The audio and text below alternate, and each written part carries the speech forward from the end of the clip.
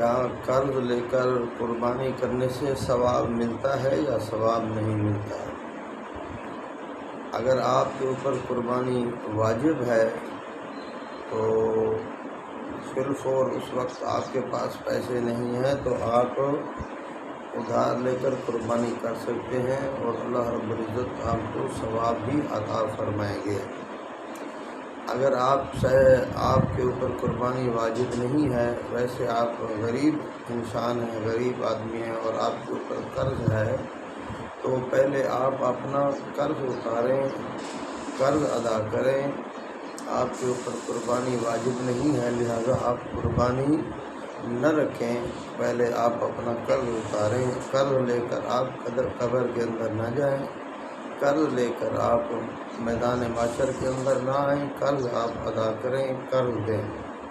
اگر آپ کے اوپر قربانی واجب ہے اور وقتی طور پر آپ کے پاس پیسے نہیں ہیں تو پھر آپ ادھار لے سکتے ہیں، آپ ادھار لے کر قربانی کر سکتے ہیں اور اللہ رب العزت آپ کو انشاءاللہ پورا ثواب عطا فرمائیں گے۔ یہ نہیں کہ ہم قرض لے کر قربانی کریں گے تو ثواب نہیں ہوگا۔ کیوں ثواب نہیں ہوگا؟ ثواب ہوگا۔